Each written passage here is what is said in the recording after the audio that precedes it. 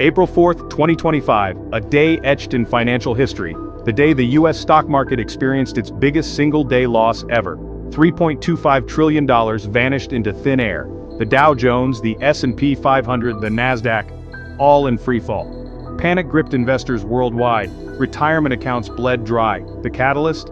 President Trump's bombshell announcement, sweeping new tariffs on imports.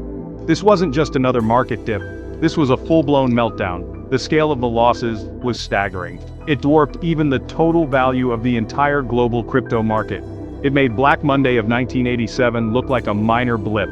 The financial world was in uncharted territory. Fear and uncertainty were the only constants. The speed of the crash was breathtaking. As news of Trump's tariffs spread, investors hit the sell button en masse. A tidal wave of sell orders overwhelmed the system. Circuit breakers designed to halt trading during extreme volatility were triggered multiple times. But they couldn't stop the bleeding. The losses were felt across all sectors. From tech giants to blue-chip companies, no one was spared. The American dream, it seemed, was hanging by a thread. The question on everyone's mind, how did we get here? To understand the market's meltdown, we need to rewind the clock. It all began on April 2, 2025. Trump, in his signature unpredictable style, dropped a bombshell. He announced sweeping new tariffs on almost every product imaginable. From cars to computers, clothes to coffee, everything was hit. Then came the specifics. On April 3rd, a 25% tariff on imported cars sent shockwaves through the auto industry. The next day, a 10% baseline tariff on imports from most countries added fuel to the fire. And if that wasn't enough, Trump promised reciprocal tariffs, ranging from 11% to a whopping 50%, on 57 countries by April 9th. The business world was blindsided. These weren't your typical targeted tariffs. This was a full-blown trade war, and Trump seemed hell-bent on winning it, no matter the cost. His logic? To protect American jobs and punish unfair trade practices.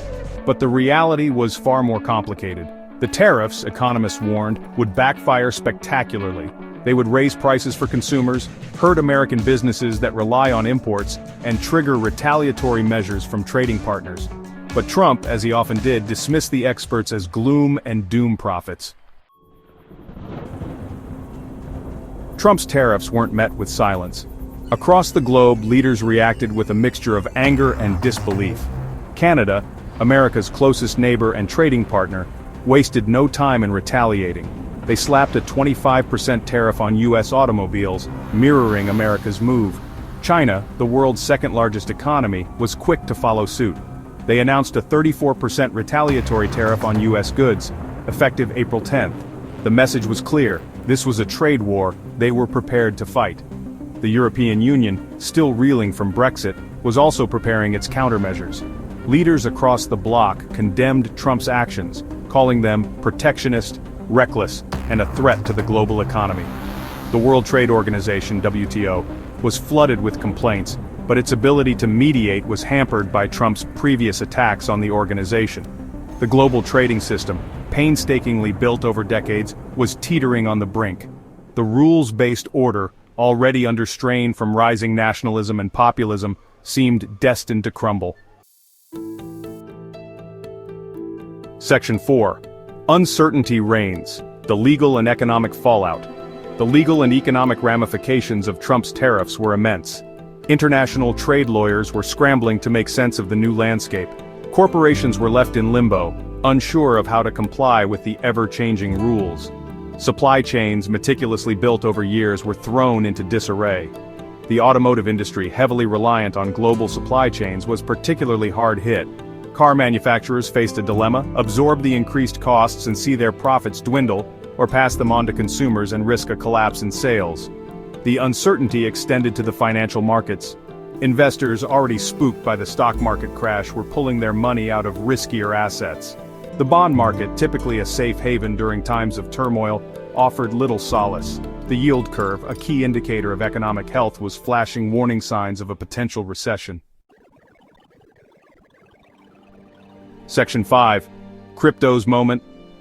Amidst the chaos and uncertainty, a glimmer of hope emerged from an unlikely source: the crypto market.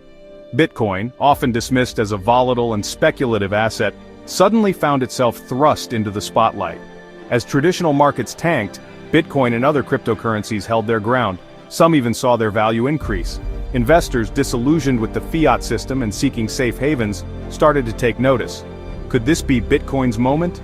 The decentralized nature of cryptocurrencies, operating outside the control of governments and central banks, suddenly seemed like an attractive alternative.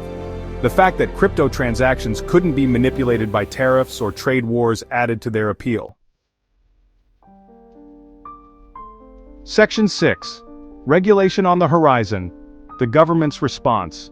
The surge in crypto activity didn't go unnoticed by governments worldwide. Regulators, already wary of crypto's potential to facilitate illicit activities, sprang into action. The fear? That capital flight from traditional markets would accelerate, further destabilizing the global economy. The U.S. Securities and Exchange Commission, SEC, announced plans to ramp up its scrutiny of crypto exchanges and initial coin offerings, ICOs. The Commodity Futures Trading Commission, CFTC, followed suit, vowing to crack down on crypto derivatives. Internationally, the Financial Action Task Force, FATF, urged countries to implement stricter anti-money laundering, AML, and Know Your Customer, KYC regulations for crypto businesses.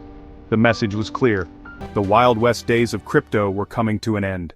The rise of decentralized finance, DeFi. In the midst of regulatory crackdowns and economic turmoil, a new paradigm began to emerge. Decentralized finance, or DeFi, started to capture the imagination of investors, developers, and everyday users alike.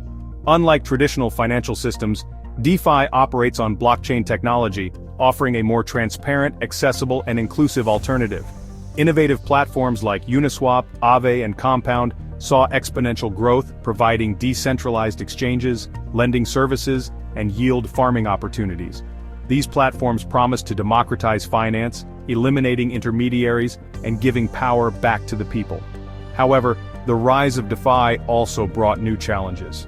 Security vulnerabilities, regulatory uncertainties, and the need for user education became pressing issues, yet the potential was undeniable. Section 7.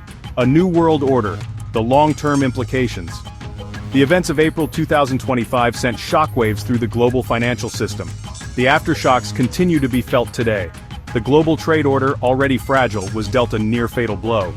The relationship between the US and its allies was strained. The rise of cryptocurrencies, once a niche phenomenon, could no longer be ignored. The traditional financial system, long considered the only game in town, faced an unprecedented challenge. The long-term consequences of these events are still unfolding, but one thing is certain: the world had changed. The future of finance, trade, and geopolitics was now uncertain. The old rules no longer applied, and the race to adapt to this new world order had begun. Share and subscribe, and stay tuned to Lawrence for more legal insights.